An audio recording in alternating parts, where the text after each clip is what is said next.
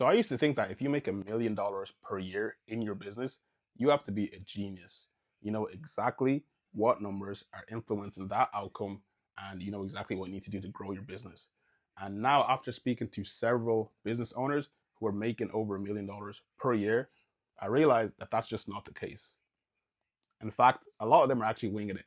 Now, don't get me wrong, they work very hard. They work much harder than the average person, and that's why they're successful.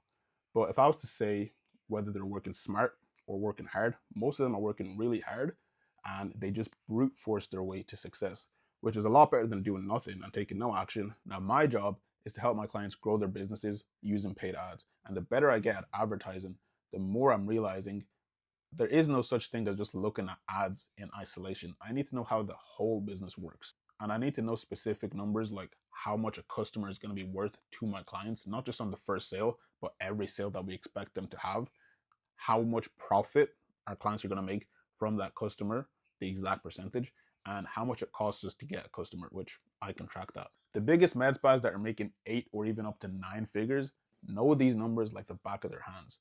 And if you don't know these numbers, you don't need to worry, because if you feel like you're winging it, I can guarantee you that your competition is most likely winging it too. But the reassuring thing is that if you can get to $1 million per year by winging it, imagine how much further you can get if you're not winging it. And so there's some numbers that are really important to track, but there's one number in particular that is more important than all of these other numbers. And the biggest med spas obsess over this one number and try to get it as high as possible. And the thing is, most people are not tracking this number. In this video, I'm going to show you how to track it and show you why it's important. And when you figure out this number for your business, it's going to change the entire way that you view your business and how you grow it. I'm going to be breaking down some numbers in this video, so you will need a calculator. And if you're afraid of maths, don't worry. It's very simple. If you actually follow this and you get this number for your business, it can completely change how you do things. And it might be the most important number that you can track in your entire business. The biggest med spas that are making 8 or 9 figures per year print money by knowing this number that small med spas are not tracking. Most med spas only think about their first sale, and they try to optimize their lead cost and their cost per booking based on how much they're going to make from that one sale. The problem with this is that you won't make a huge return on your first sale. Sure, you might make 5 or 10x from one sale and just repeat that every single month, but you're never going to make 50x or 100x from one sale and getting new customers every single month. The thing is, the biggest med spas are making 50x to 100x or more from their ads.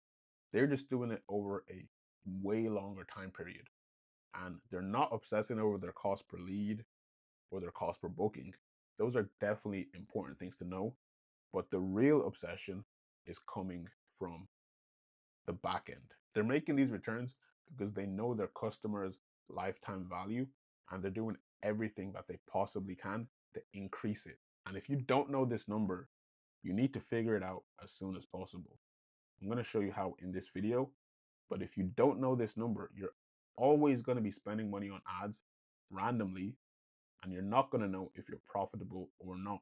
And if you don't know if you're making a profit, you're missing the fundamental rule of business, which is buy low and sell it for higher.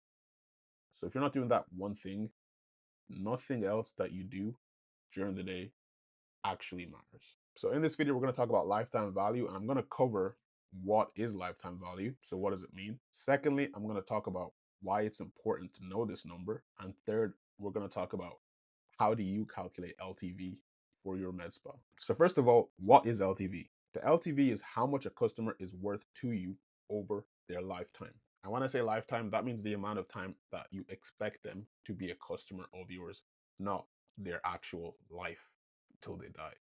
It's how long till they stop paying you. Now, some people track the total revenue that a customer is going to bring in, but in this video, I'm going to talk about how to track the profit that a customer brings you. Because if you're tracking the revenue and you're running your ads based on that, you can still be at a loss because you might have a high cost to fulfill the service. So we want to know the actual profit that you're making in the lifetime of a customer, not just the revenue that you're making. So that covers what is LTV.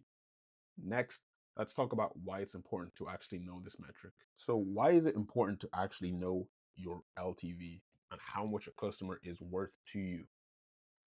Well, number one is it takes out the guesswork of marketing. So you can go from winging it, which most people are doing, let's be honest, to predictable growth. And this goes with anything that you have to do stuff to get an outcome. If you know what influences that outcome, it's so much less anxiety and you know that you're going in the right direction. Like if you wanted to lose weight, you could guess how much less to eat and how much more to move and hope that you lose weight. But if you just tracked what your weight is now, what calories got you there, and what calories are going to get you to your goal, you can just say, okay, I'm going to eat this much for the next 90 days and I'm going to move this much.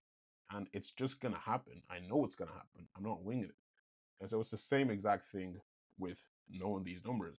Once you know how much a customer is worth, you can just say, okay, I'm going to spend this much and it's going to get me these customers and I'm going to make a profit. And the great news is that a lot of people are growing their businesses on accident. And so if you put these systems in place and you do that on purpose, the amount of growth that you're going to have is going to be so much more. So I'm going to show you exactly how to do that in this video by tracking this metric. So the second reason why you need to know this number is if you optimize it, it's going to allow you to make 10 to 50 times more profit than your competitors, even in the exact same market with the same cost per lead, the same skill level, with the same services at the same prices. And you might be thinking, how is that even possible? Well, I'm going to show you. Let's say we have Med Spa A. They get a customer for $50. That's what it costs them in ads. And when that customer comes in, let's say they spend $500. That's not bad. It's 10x, so 10 to 1. They don't think about the lifetime value of how can we get this person to buy more by upselling, or how can we get them to refer somebody, or how can we get them to leave a review, or how can we get them to rebook. They just move on to finding the next customer, and then they repeat that cycle month after month. So their return is 10x. They spent 50 and they got a customer who spent $500 one time, and that's it. Now let's look at Med Spa B. They have the same cost per lead and cost per booking, $50. The customer spends $500 on the first visit, so it's the same thing. But instead of this one who doesn't think about lifetime value, this med spa obsesses over lifetime value, which is what the big med spas do. And they structure their whole business model in a way to get customers to come back. And so this customer who spent $500 on the first visit comes back 4 more times every year. So over the next 3 years, they come back 4 more times and they spend the same $500 each visit. And that LTV becomes $6,000. So the lifetime value is $6,000.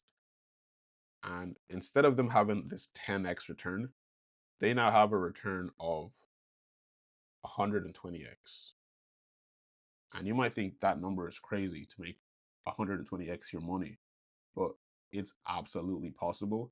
It's just not going to happen on your first sale or your second sale. It's going to happen over multiple sales. And so that's why you need to think longer term, because the longer you can think, the easier it's going to be to get that person to come back and spend more.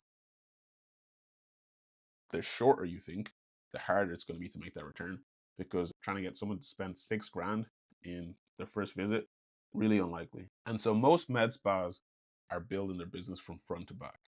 They're thinking, how do I get more leads? How do I get them for cheaper? But that's not where you make the real money. The real money is on the back end. It's thinking, once we do get this customer, how do I never lose them? And how do I get them to bring their friends? How do I get them to leave a review? And how do I get them to spend as much money as possible over the time that they're a customer of mine? And so you absolutely can get a customer for $50 who spends $5,000 with you, which would be a 100x return. That just requires thinking in years, not days. And so if you can think long in the next 3 to 5 years of what you want to build, you can absolutely build something that every dollar you spend, you make 100 back. That's possible. But you need to know these numbers. So that's the second reason of why lifetime value is important. It's going to let you make way more than your competitors. The third reason that knowing your LTV is very important is that once you know it and you start trying to get that up, you're going to start building your business in a way that turns it into an attractive investment for investors. And whether you want to sell your business one day or not doesn't really matter. If you have a business that is sellable, it's a better business than one that isn't sellable, even if you plan to keep it. Because all that having a sellable business means is that you make the revenue more predictable, you make it less reliant on you being there and more on systems that you can teach anybody, and you make it less risky. And so most people when they start out just have a high paying job, which is completely fine. Like, you need to make money, but you eventually will start thinking of how can I make money for myself this month, to how can I build a business that grows, has low risk, and doesn't require me to grow. And if you have that, it's going to be attractive to investors. But even if you don't want to sell it, who wouldn't want to have that business? And so knowing this number is going to help you with that. Okay, so that covers why LTV is important. Next, let's talk about how to calculate your LTV. So how do you actually work out your lifetime value? So how much a customer is going to be worth to you over the lifetime that they're a customer. So that's not till they die, that's till they stop buying from you. So first I want to ask, what do you think is a cheap lead? Because I always hear clients asking me, what's our cost per lead? How much are we getting leads for? And the interesting thing is they don't know their lifetime value of a customer. And so what is cheap if you don't know how much someone is worth? Because if we're getting $1 leads, you might say that's cheap, but if it takes us 100 of those people to close one person that's only going to spend $200, is it cheap compared to getting $10 leads? But out of those $10 leads, 1 in 3 of them is going to book, and that one person is going to spend $1,000. Cheap is relative to how much you make. If you don't know how much you make, then you're just going to be guessing what's a good lead cost and what's a bad lead cost. So first, let's figure out how much does a customer spend. Then we're going to work out how much does it cost us to get them. Then we can say this is cheap or this is expensive. All right, to calculate your lifetime value, there's a lot of different ways you can do it, but a very simple way to do it is look at your total revenue that you've made and divide that by the total number of customers that you have.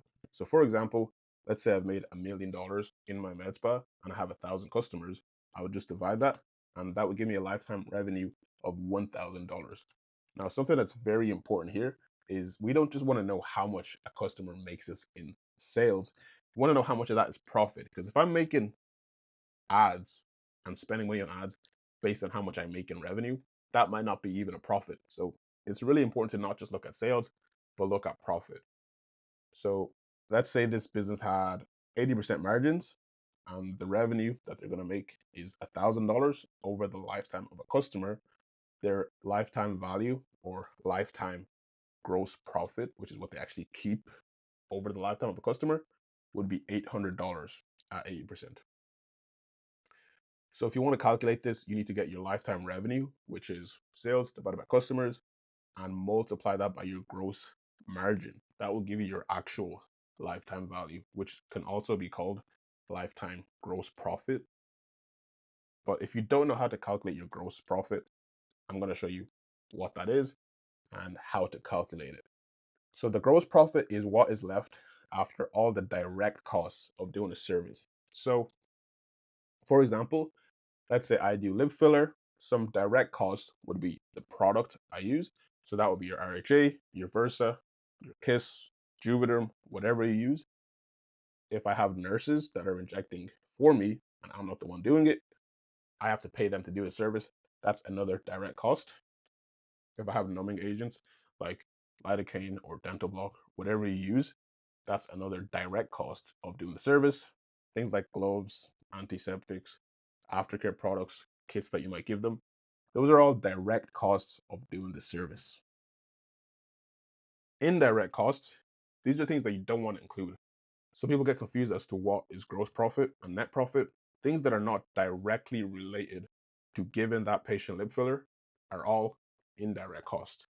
So things like rent, marketing, insurance, tax, accounting, salaries for other jobs besides treating that patient, like you might have a front desk or an esthetician.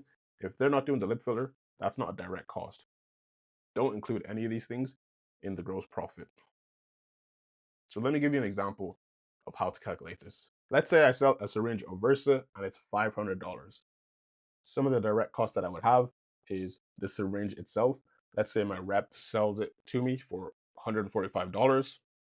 Let's say I have a nurse practitioner doing the injections and I'm paying her $50 an hour and it takes them an hour to treat this patient. Let's say I need to buy gloves, I need to buy lidocaine, I need to get ice packs, I need to get disinfectants, and that's $250. I'm making the maths really simple just so I can show you a clean number. And I give them an aftercare kit after the service, and that's another $250 per patient. We would add all of this up, and that would give us our total direct cost of giving one patient lip filler. In other words, that's also called your cost of goods sold, or your COGS for short. So to calculate your gross profit, it's going to be your sales minus your cost of goods sold. That's going to give you your gross profit. Here, our sales is $500.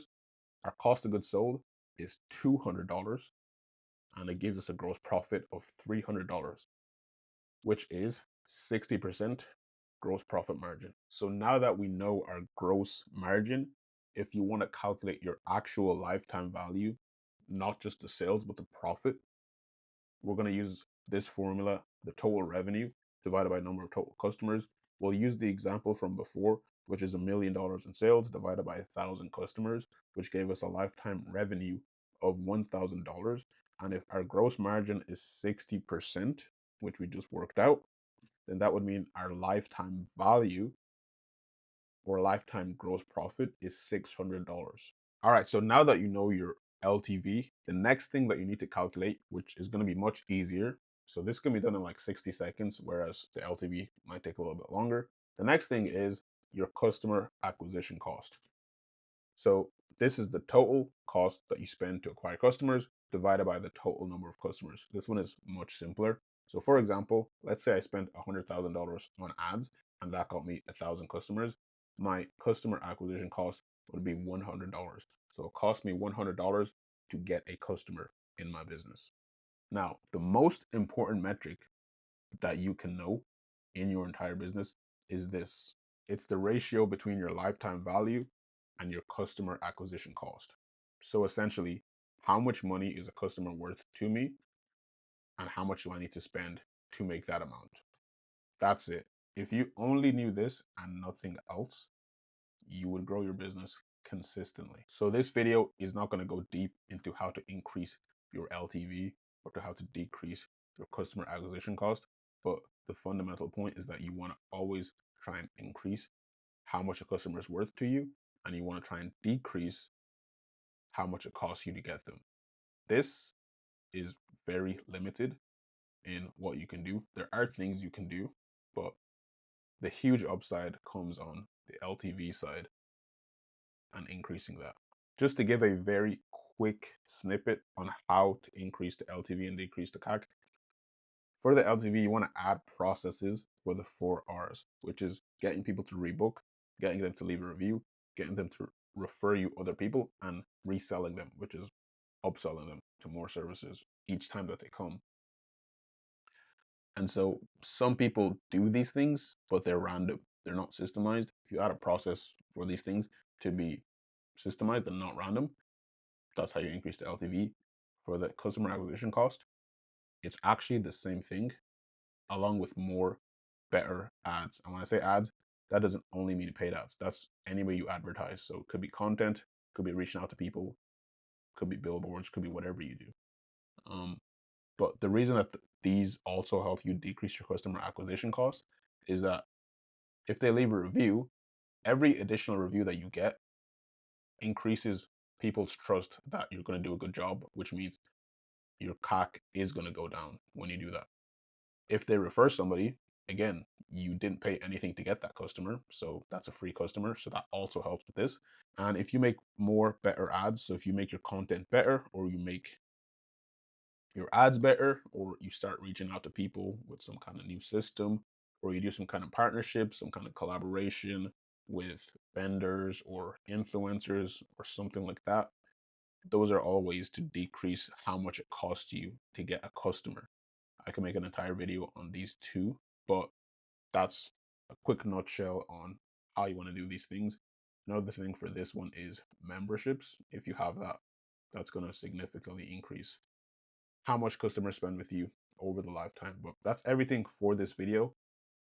The main thing is for you to just be aware of your lifetime value, know what the actual number is, so that you can make decisions to decide how much is it worth spending to make that amount.